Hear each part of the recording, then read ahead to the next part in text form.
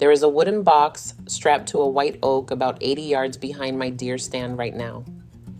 It is about the size of a birdhouse. It cost me right around $6 to fill, and it took 5 minutes to hang.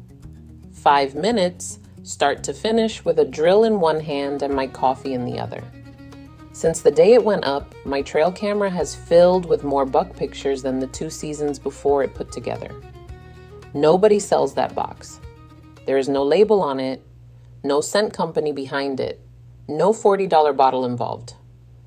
The idea inside it is closer to 700 years old, and the men who worked it out kept whole herds of deer parked on one piece of ground for a living. But the box is only half the story. Stay with me to the end, friend, because the reason it keeps pulling bucks back and shooting light has almost nothing to do with what I pour in it. It comes down to what the deer themselves add to that box after the first week. Nobody in the attractant aisle is ever going to explain that part. And once you hear it, you will never look at a scrape the same way again. I'm Donna Larsen. I'm 52 years old. I live in the Northwoods of Wisconsin, and my dad Ray had me in a deer stand before I was 8. I shot my first buck at 11 with his old lever action 30-30, and 44 seasons later, I run the same family deer camp I grew up in. Most of what I know came from men who are gone now, and they would be tickled that you are hearing it. Now, this story does not start in Wisconsin. It starts in England, back in the 12 and 1300s, when the countryside was dotted with fenced deer parks. A lord's wealth walked around on 4 legs inside those fences, and keeping it there was one working man's entire job. They called him a parker, and he could not drive to a store for a bag of anything. So he set a table, he put out browse and hay through the lean months, always in the same few spots. And the deer learned those spots the way you know where your coffee pot lives. What that parker really discovered was not a feed. It was a habit. A deer that knows exactly where something good shows up will bend its whole day around that place, season after season. 700 years later, the deer have not changed one bit. The marketing changed. Walk into any sporting goods store in September and there is a wall of bottles and bags promising that same pull for $30 and $40 a pop. That wall exists for a simple reason. There is repeat money in a bottle that runs dry. There is no money at all in an old idea you can build once from the baking aisle and the scrap pile. Dad always said, the deer don't care what you spent. And that little box of mine is the proof. And keep holding that word habit, because the habit those deer build together at the box is the secret I promised you. And it is coming. Now, everything I am going to build and hang in the next few minutes comes out of a book I put together called Donna's Whitetail Bible. That is 101 field-tested tricks to stop going home empty-handed. 44 seasons of what actually fills tags, written plain for hunters who do the basics right and still come home empty. Turning nocturnal camera bucks into daylight shots, waking up a stand that went dead, telling honest sign from sign that lies. Each one has its own trick in there, laid out step by step, no gear ads, no $400 gadgets. Right now it is $17, marked down from $47, less than 1 tank of gas to your hunting ground. Now go ahead and grab your phone and open up your camera, the same one you use to take pictures. Point it at that square code on your screen and hold it steady for a second.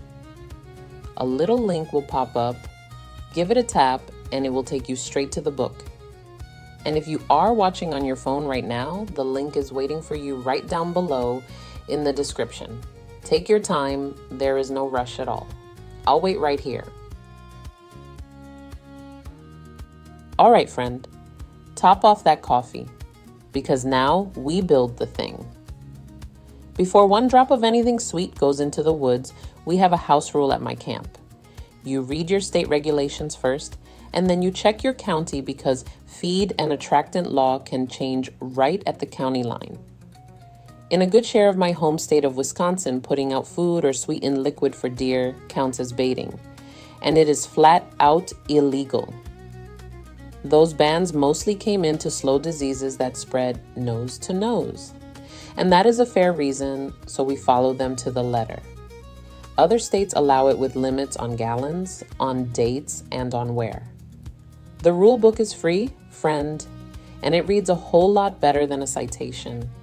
And if your ground sits in a no-feed county, do not go anywhere because before we are done, I will show you the empty version of this same setup. Not a crumb of food in it, legal about everywhere, and the reason it still pulls bucks is the exact secret I have been promising you. Here is the whole shopping list. 1 clean gallon jug with a screw cap or a small wooden box with a lid if you want it to last for years.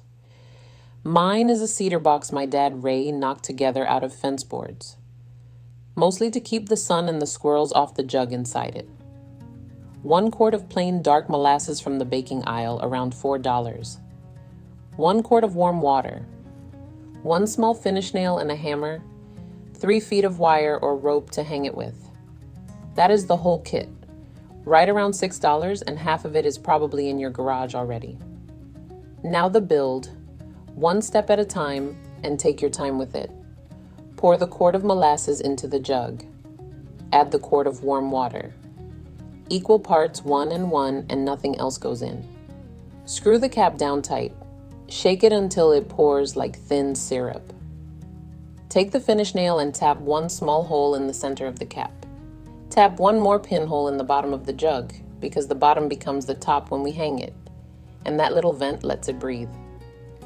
Now carry it out and hang it upside down from a limb, about 5 feet off the ground. 5 feet, which is right about nose height on a curious deer. Let the drip land on a stump or on a patch of dirt you have scuffed bare with your boot. Watch it for a minute before you walk away. You want 1 slow drop about every 8 or 10 seconds. If it runs in a little stream, the hole is too big, and the whole quart will be gone by morning. A drip feeds that spot for 2 weeks. A stream feeds the raccoons for 1 night. So let us gather that back up.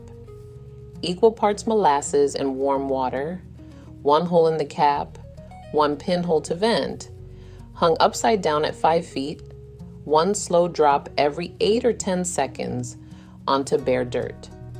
5 minutes of work, friend, and most of that is the walk-in. Now, that's a supper club story, but here's the short version. One of the boys at my camp put up a $400 automatic feeder 2 falls back with a timer and a solar panel and a phone app I never did understand.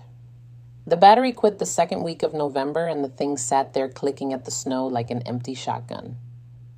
My $6 cedar box out-photographed it from opening week clear through Thanksgiving, and he's been hearing about it at the supper club ever since. Now here is where most folks go wrong, and it has nothing to do with the recipe. Where that drip lands matters more than what is in the jug. Pick a spot 25 to 30 yards from your stand. 25 to 30, close enough for an easy, comfortable shot, far enough that every deer at it is not staring a hole through you. Hang it so the wind carries scent from the box to you, and never from you to the box. Stand at the tree and say it out loud if it helps. Box first, me downwind. And here is the detail everybody misses. A buck likes to circle downwind of anything new before he commits.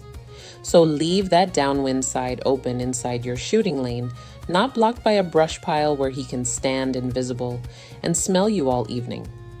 One more wind note, because calm evenings fool people. Cool evening air slides downhill like water, so if your stand sits above the box on a slope, your scent is pouring right down onto it at last light. For an evening sit, be level with the box or below it. Tuck the whole setup along the edge of thick cover if you can, not out in the middle of a picked cornfield, because a buck will only visit in daylight when he can slip in without crossing open ground.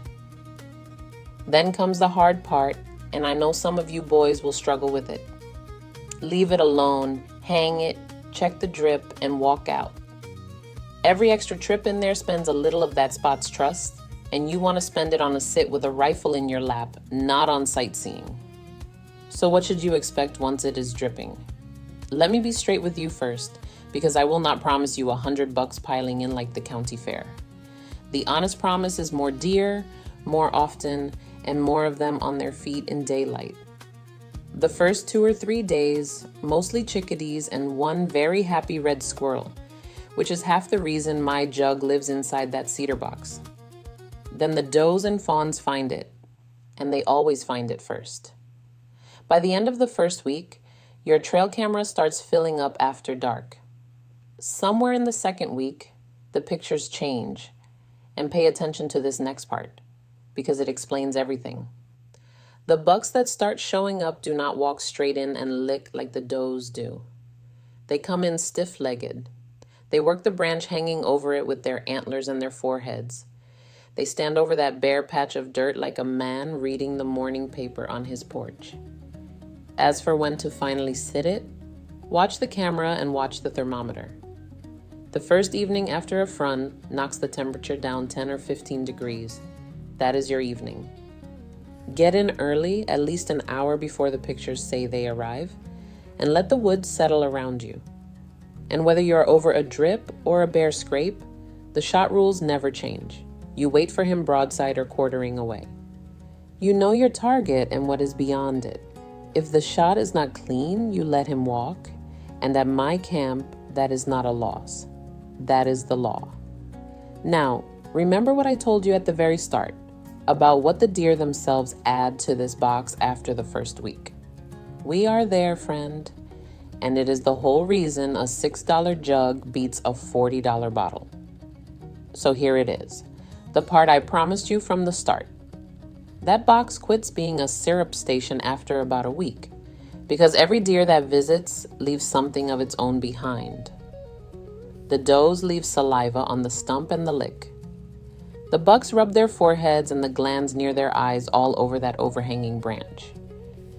Every one of those marks is a calling card with a name on it, because deer live by their noses the way you and I live by our eyes. So a spot where the whole neighborhood has signed in stops being food. It becomes the community bulletin board for every deer on that ridge. The old-timers called it a signpost. You have seen the wild version your whole hunting life, pawed open under a low branch, and you called it a scrape.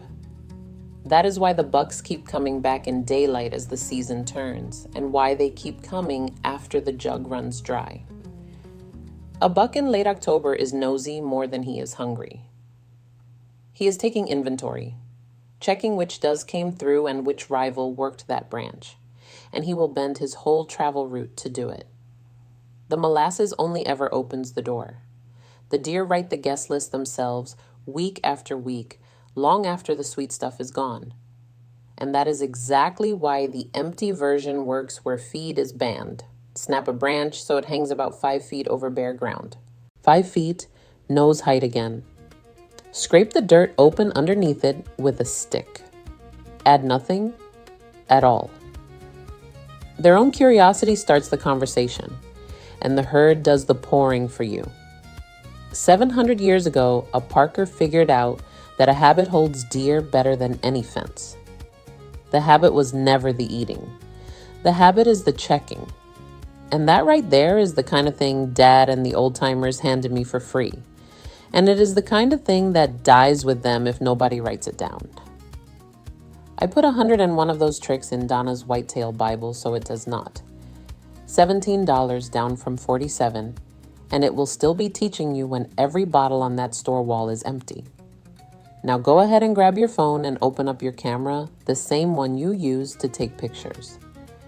Point it at that square code on your screen and hold it steady for a second. A little link will pop up, give it a tap, and it will take you straight to the book. And if you are watching on your phone right now, the link is waiting for you right down below in the description. Take your time. There is no rush at all. I'll wait right here. So there it is, one little wooden box on a white oak, 5 minutes to hang, $6 to fill, and a 700-year-old idea doing all the heavy lifting. Now tell me something down in the comments. What is the one piece of hunting gear you regret buying? Put it below, friend. We have all got one, and I read every single one. Next time, I am going to show you how to read one single trail camera picture the way the old-timers read a fresh track, including the small detail most cameras catch in the corner of the frame that tells you whether that buck will ever walk past your stand in daylight. Keep your wind right and your coffee hot, and I'll see you in the woods.